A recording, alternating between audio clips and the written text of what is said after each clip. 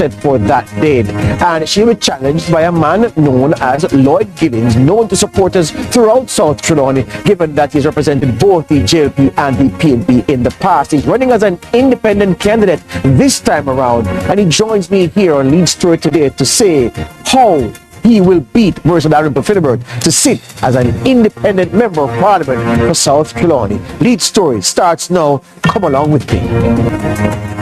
Good evening and welcome to Lead Story here on CVM TV. My name is George Davis. Of course, you know that November 22 is by-election day in 4 places, not 4 constituencies, 2 divisions, 2 constituencies. There's a by-election in Clarendon in the Annan Town division.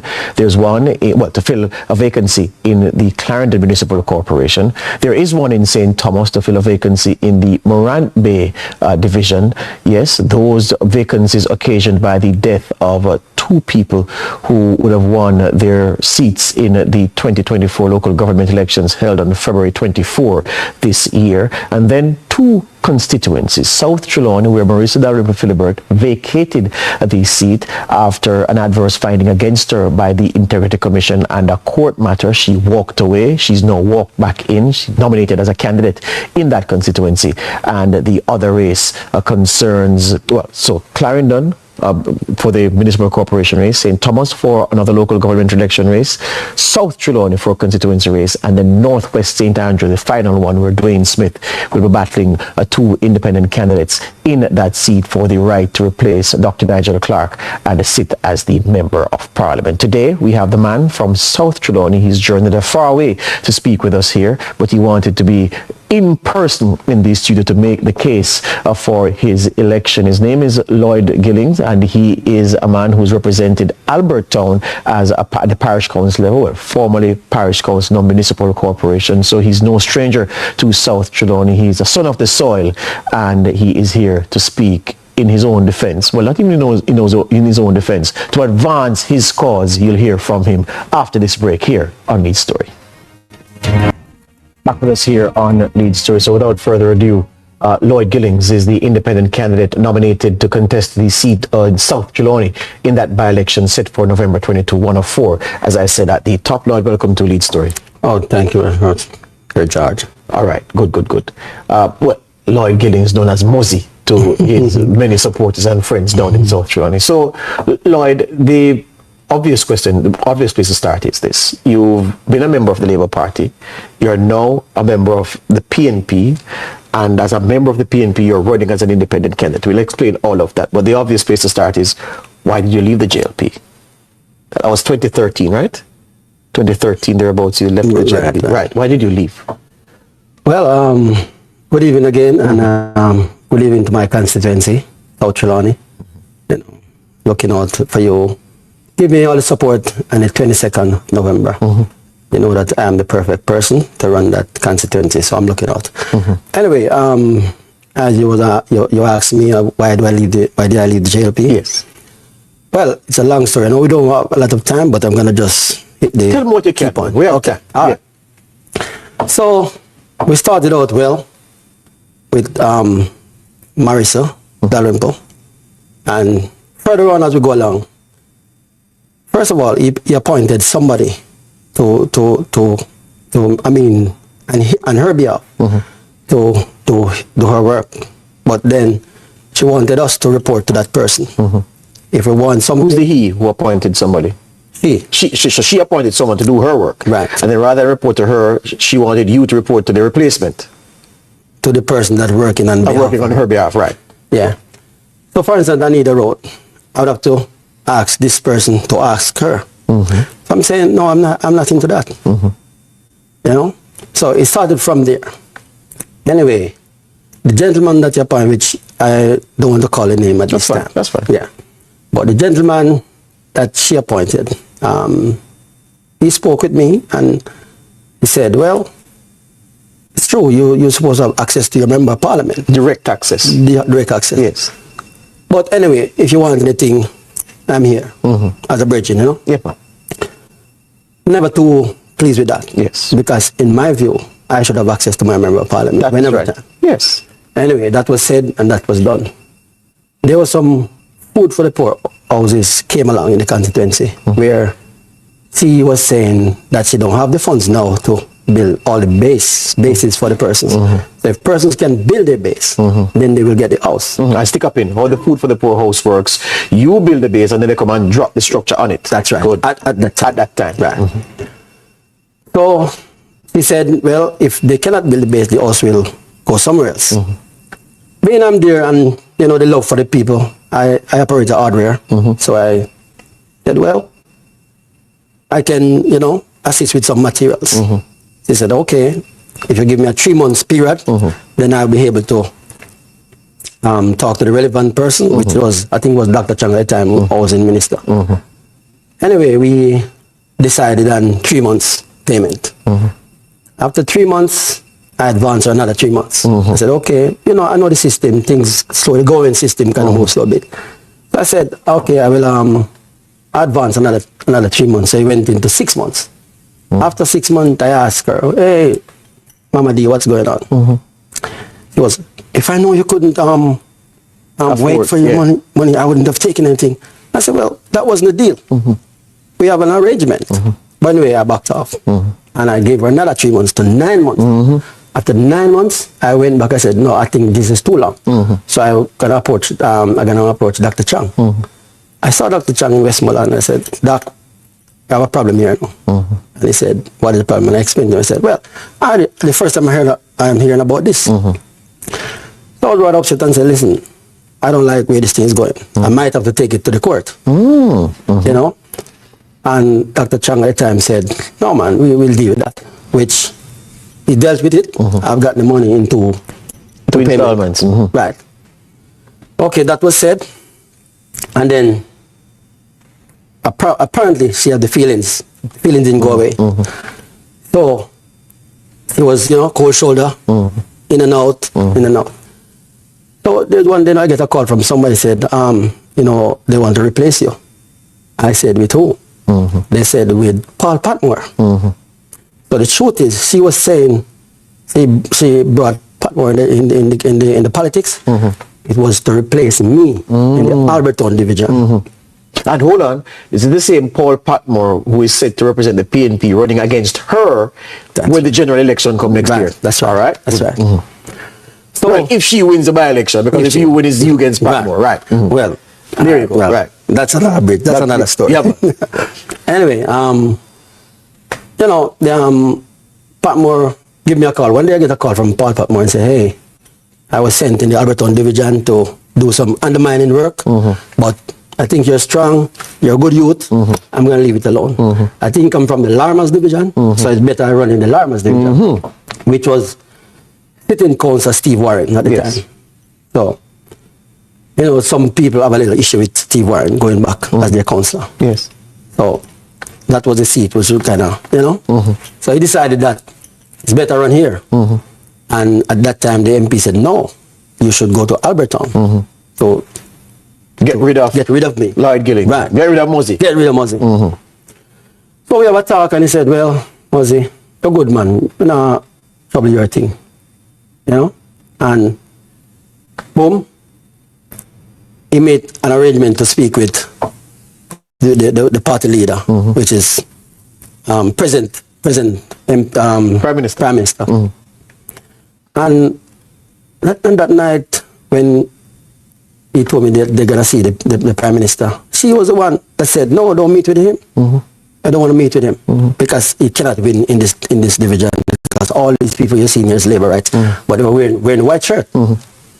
So when he comes up, I ask him, you don't meet with him. He said, why? The MP twists his arm and tell him, don't meet with me. So I'm going independent.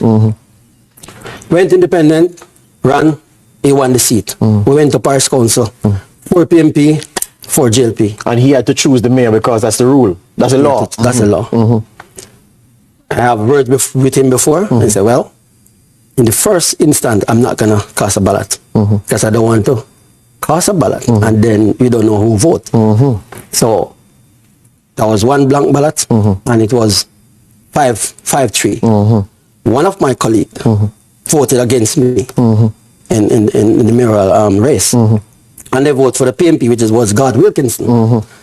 But you know, funny thing, the night before, somebody approached me and said, hey, which is Colin Gager, the present mayor, Yes. city mayor now, That's the Warsaw councillor. Warsaw councillor.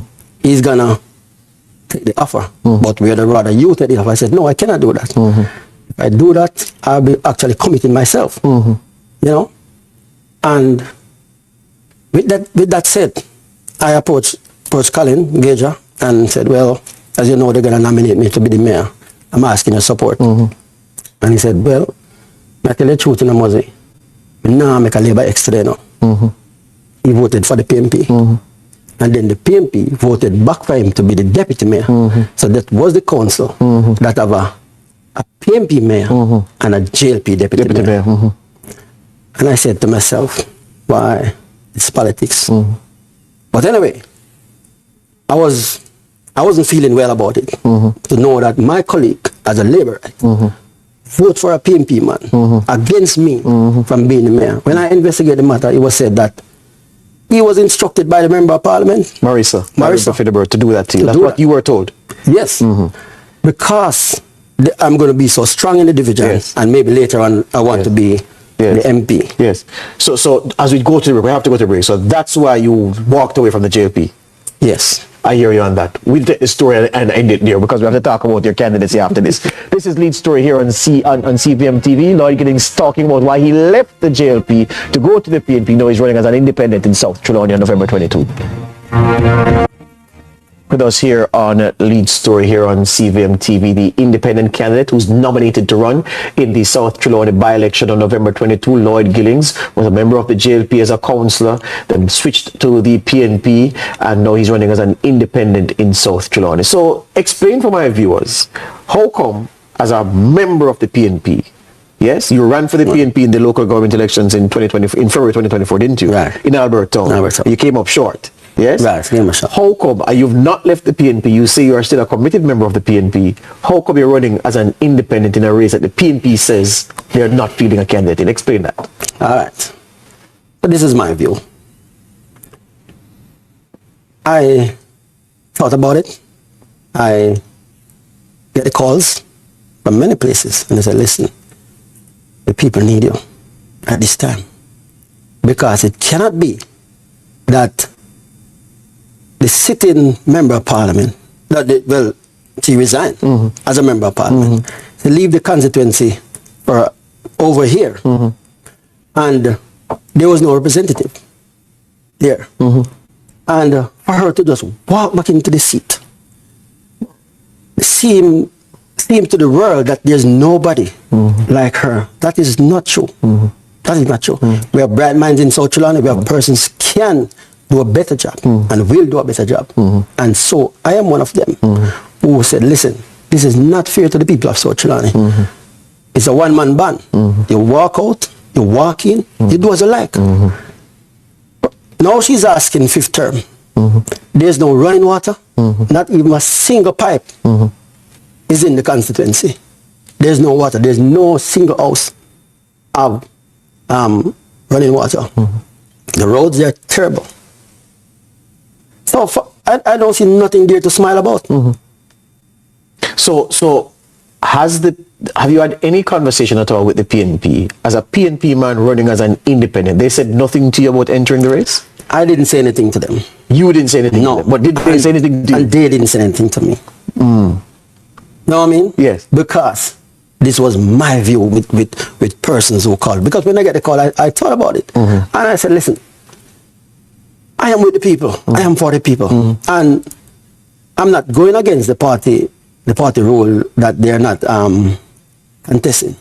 But in my view, with an independent mind, it is not fair to the people. So question, are you then banking on, you're in a different position to most people who enter a race and say they're independent, because a lot of independent candidates don't have a body of support in any form.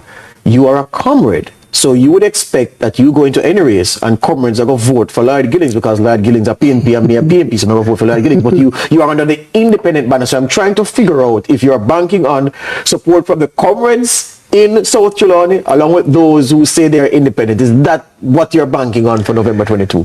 Yes, I am banking on the people with a free mind, with the people that think this is unfair. She did a poor job for the fifth-term member of parliament. I don't know what she's asking.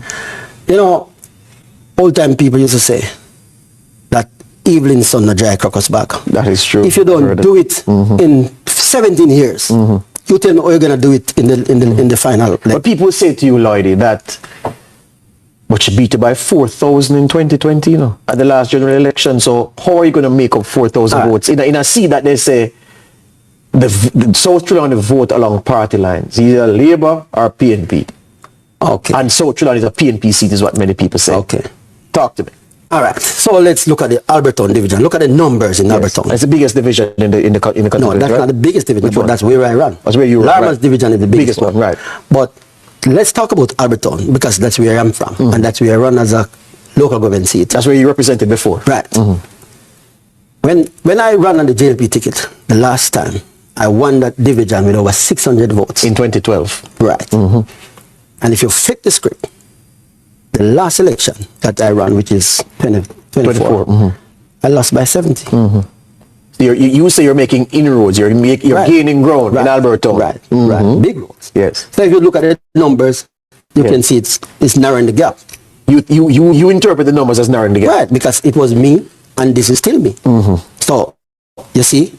But the only thing is, the only difference though, Lloyd, is that you had the strength of the PNP machine behind you in 2024.